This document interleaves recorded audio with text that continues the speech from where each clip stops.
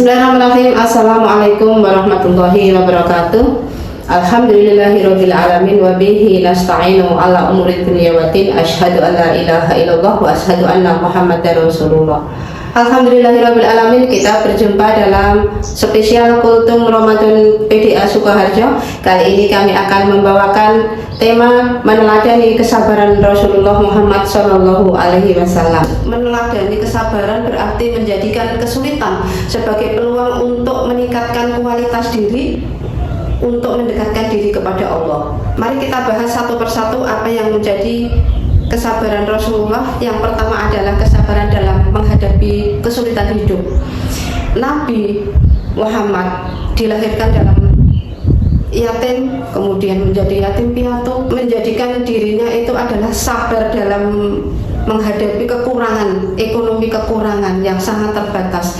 Bahkan rumah beliau sangat kecil, sampai-sampai tidurnya di pelepah kurma itu menjadikan guratan di pipinya ketika beliau sudah bangun. Yang lebih penting adalah meningkatkan kualitas diri untuk beribadah kepada Allah, mendekatkan diri kepada Allah. Yang kedua, sabar dalam beliau berdakwah. Dimulai dari dakwah di Mekah.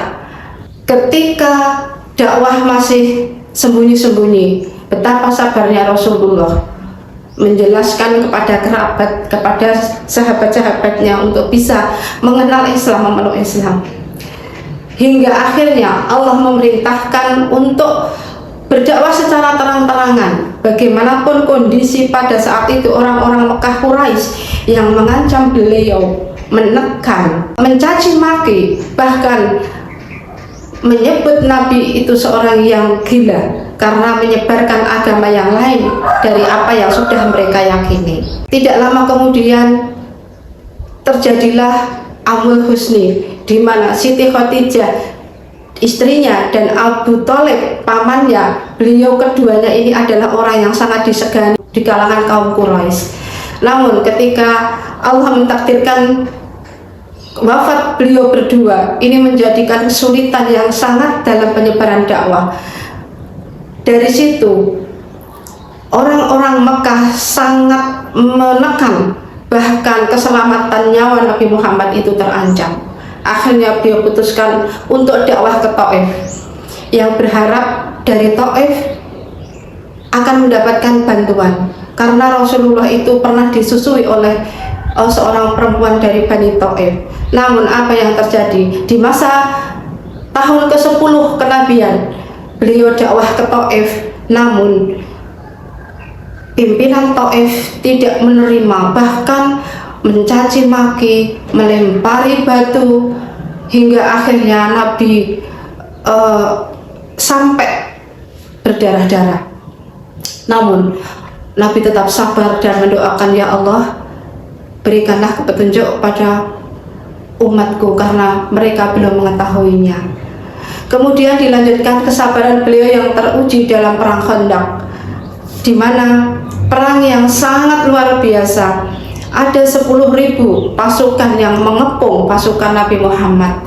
Namun dengan keinginan yang kuat, dengan kesabaran yang tinggi, beliau atas petunjuk dari Salman Al-Farisi, beliau melakukan perlawanan dengan membentuk parit yang dikenal dengan perang parit, di mana beliau berdoa agar Allah mendatangkan kekuatan, agar Allah mendatangkan pertolongan, hingga akhirnya Allah kirimkan angin yang meluluh lantahkan pasukan musuh.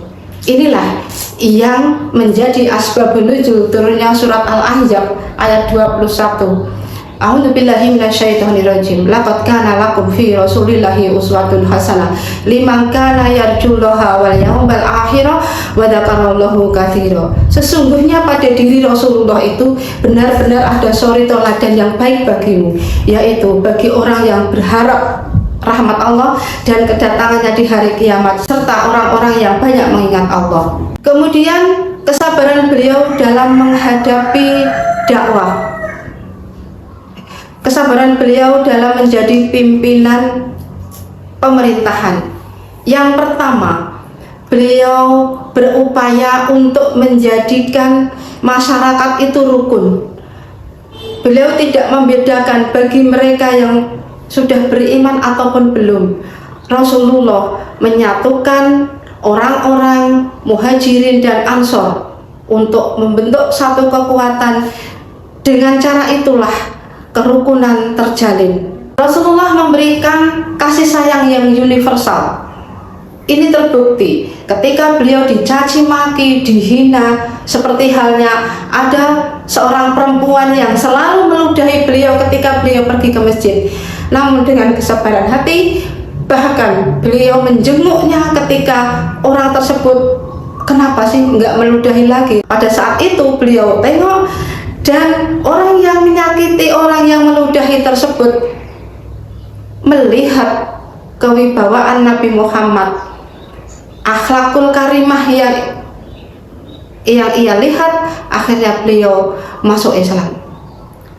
Kisah lain diterangkan, ada seorang yang membawa kayu bakar dengan berat. Nabi itu membantu mengantarkan nenek tua itu ketika di Madinah. Dia mencaci maki, mencaci dengan hinaan dan cercaan.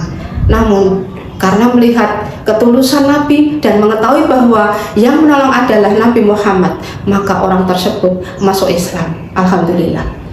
Ada lagi kesabaran yang beliau terapkan ketika beliau menjumpai seorang badui yang mengencingi masjid. Pada saat itu diingatkan Nabi, namun orang tersebut marah, menghina Nabi. Tapi dengan akhlakul yang karimah beliau tunjukkan, akhirnya orang tersebut mendapatkan hidayah, akhirnya beriman, masuk Islam. Kita juga harus meneladani bagaimana Rasulullah ketika menjalankan ibadah puasa. Rasulullah sangat sabar ketika berpuasa, menahan emosinya, menjaga hatinya. Jika ada orang yang mencemooh, menghina, mereka hanya mengatakan ini soimun, saya sedang berpuasa. Ini adalah kontrol diri yang sangat mulia, kontrol hati agar tidak membalas keburukan, agar tidak menjadikan puasanya hilang pahalanya. Oleh karenanya, marilah kita ambil hikmah yang sudah diberikan keteladanan dari Nabi. Hikmah sabar ketika Nabi mengalami ujian hidup akan membentuk kita tegar, ikhlas menghadapi kehidupan. Yang kedua, sabar dalam membantu manusia. Pribadi yang tidak mudah goyah ini akan terbentuk ketika kita mau membantu manusia yang lain. Dengan pribadi yang tidak mudah goyah dari cobaan, tekanan hidup, kuat, sabar, ikhlas, dan qanaah. 3. Ketika Nabi membalas keburukan dengan kebaikan, ini akan mendapatkan keteladanan bahwa menciptakan surga dunia, menciptakan ketentraman jiwa, menciptakan kelapangan hati. Yang keempat, kesabaran dalam menghadapi cemoohan akan memberikan diri kita, yaitu meningkatkan akhlak mulia, menjadikan akhlakul karimah sebagai hiasan dalam berhubungan dengan orang lain. Yang kelima adalah sabar ketika Rasulullah menjalankan ketaatan dakwah. Itu akan mendidik kita menjauhi maksiat, menerima takdir yang akan mendapatkan pahala tak terbatas. Karena dengan cara inilah Allah akan memuliakan derajat kita. Inilah yang menjadikan Nabi Muhammad itu orang yang betul-betul berakhlak mulia. Wa may yatasabbar yusabbirullah wa man u'tiya ahadun atau an khaira wa awsa'a sabri. Barang siapa yang berusaha sabar, maka Allah akan menjadikan ia sabar, dan tidak ada seorang pun yang dianugerahi sesuatu melebihi kesabaran. Hadis riwayat Bukhari Muslim. Demikian yang dapat saya sampaikan, semoga bermanfaat. Bila ada kesalahan, mohon dimaafkan. Allahumma innaka afuwwun karim tuhibbul afwa fa'fu anni. Allahumma inni nas'aluka ridhoka wal jannah wa na'udzubika min sakhatika wan nar. Nasrun minallahi wa fathun qarib. Wassalamu alaikum warahmatullahi wabarakatuh.